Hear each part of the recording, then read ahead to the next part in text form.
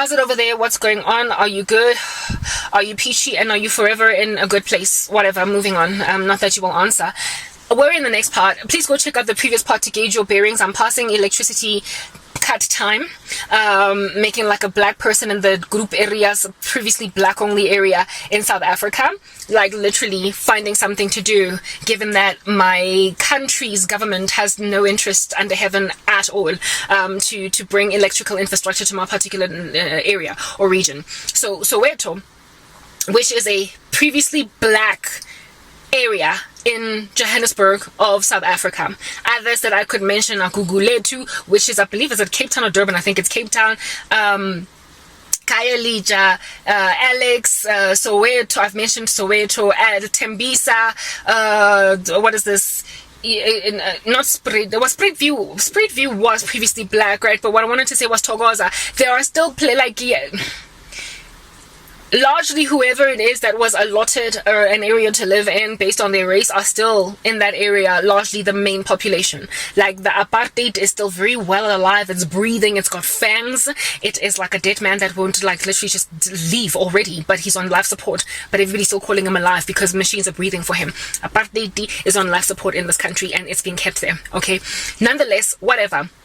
So, granted the lack of infrastructure, we had to light up our houses. Kamalahle, Batsi was a whole thing. Batsi is wood. We had lots and lots of wood chopping experiences. However, we were not allowed to chop wood. We just used to watch lumberjacks. People, the gentrification of things that people used to genuinely survive with back in the day. It's like, y'all need to stop.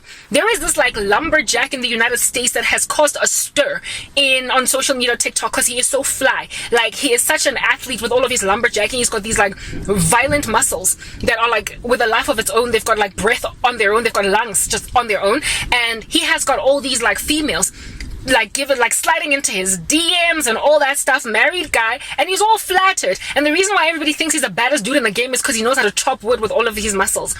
I've been watching lumberjacks all my life as a kid growing up, and neither once did I ever imagine them hot and sexy, because frankly they were doing a necessary thing and they were all just kind of scruffy and dirty in so doing, just like that American lumberjack. But because now it's within a gentrified space, it's considered sexy. Like, seriously, so many men in the days of apartheid would have been considered incredibly like Brad Pitty in how hot they were, because all they did was chop wood during winter. Like, I had cousins that were lumberjacks because all they did was chop wood. We would buy it indeed from like this one place called Marathi Station. They would send us as kids and we would carry these big bags of wood, of wood, dipati, but then we had these muscular cousins and they were made muscular because they were chopping wood every day, and they would be like kapati X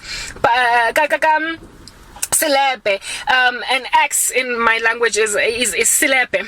So kids don't generally grow up in the presence of axes unless they grow up on farms or environments where they would be necessarily there.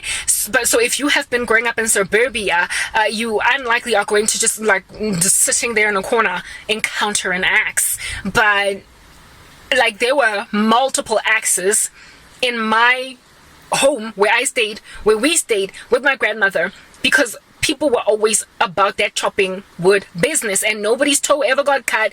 Everybody was cool. Everybody lived. Okay.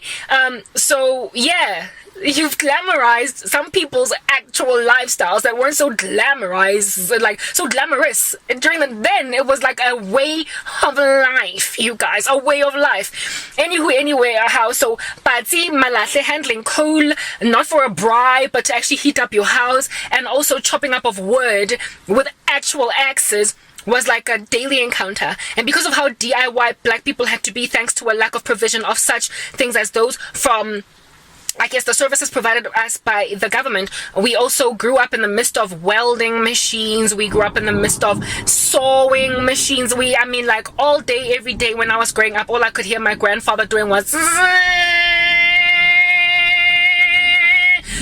that like, is it a saw or whatever machine that's just always cutting wood and stuff. Like, we get annoyed when we hear that all day because there is some like refurbishing project happening in a neighbor opposite us. But growing up, it was a daily noise to a point where you would make it second nature. Like, soft music, like, you know, when you're studying and you just like to hear waves in the background or the sound of rain just to be able to concentrate because it's like white noise to you. Our white noise was a welding machine. It was a saw. It was batsi. It was nails that were being hit into a wall like all day, because my grandfather was a construction what do you call this? The sort of kind of entrepreneur in the neighborhood. He had the skills. He was hired by white supremacy, and so therefore he gained the skills and employed them in the township to help people install fireplaces in their houses, to help people get what is this?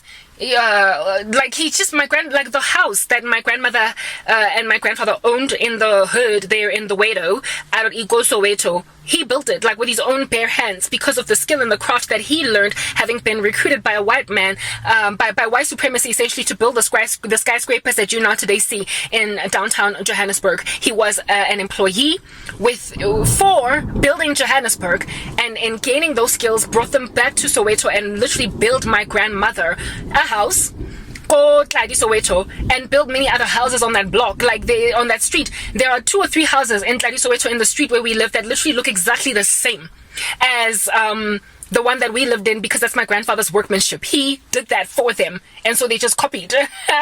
So we all just look the same. Like the houses, it's like a sectional title that has got one CI, corporate identity, or some kind one look. Like all of the houses in that complex look all the same. Yeah, my grandfather did that, but like in a couple of houses in Soweto where there were 4 or 5 houses on our street that looked exactly like ours. Like to this day, if I could actually be able to go to Tladi and show you, because my uncle still stays there, I could show you the houses that look exactly like my grandmother, because to this day they still look the same to this day, and that was because of my grandfather.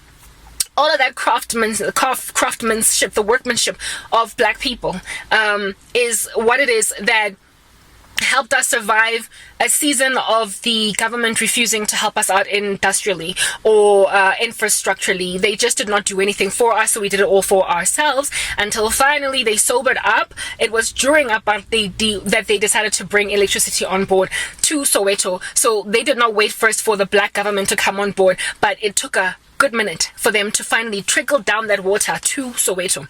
So at the early stages of my life, I lived without electricity, and it was a happy childhood, like proper. I had a good time.